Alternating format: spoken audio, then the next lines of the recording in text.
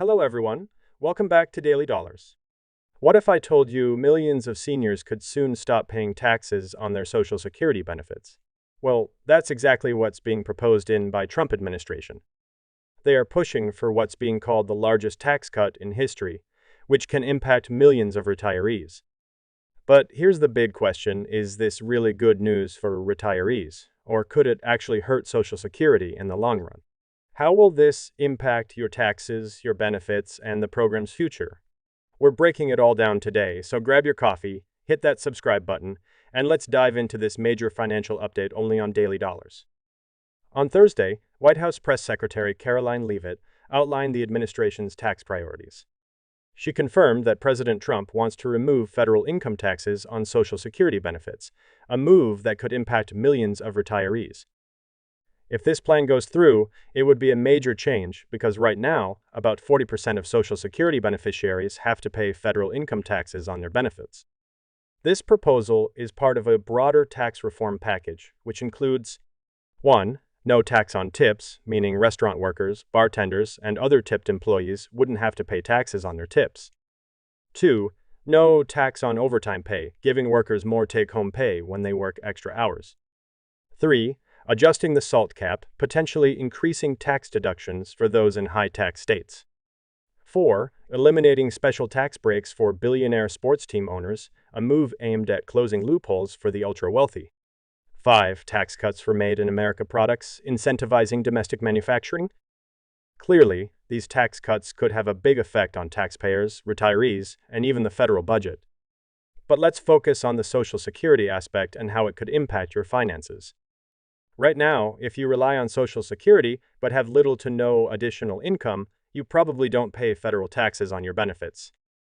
If you make less than $25,000 a year as an individual or $32,000 as a married couple, you don't have to pay taxes on your Social Security benefits.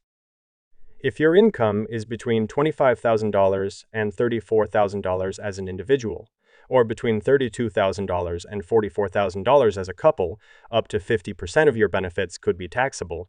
If you earn more than $34,000 as an individual or $44,000 as a couple, you could be taxed on up to 85% of your benefits. That means wealthier retirees, those who have other substantial sources of income, are the ones most affected by these taxes. If the administration's plan goes through, it would benefit those retirees the most, while lower-income seniors wouldn't see much change since they already don't pay taxes on their benefits. Here's the big question: how would eliminating these taxes impact Social Security itself? Social Security is primarily funded by payroll taxes, but a small percentage of its revenue, about 3.8%, comes from federal income taxes paid by beneficiaries. In 2023, these taxes helped keep the program financially stable. According to estimates from the Committee for a Responsible Federal Budget, eliminating these taxes would reduce government revenue by about $1.8 trillion between 2026 and 2035.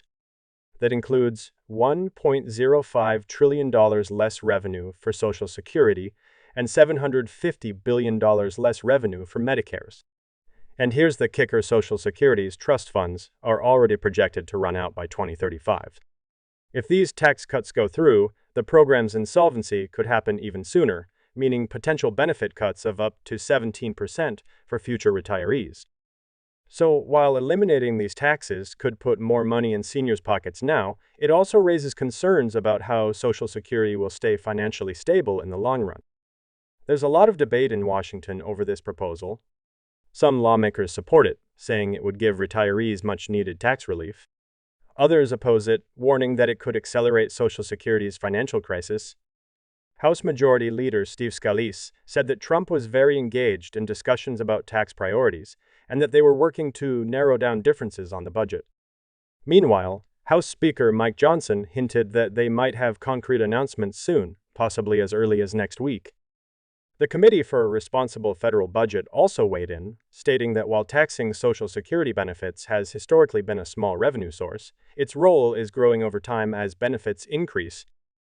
So the question is, what happens next? At this point, nothing is set in stone. This is still a proposal, and Congress would have to approve any changes before they take effect. Here's what to keep an eye on. First, budget talks.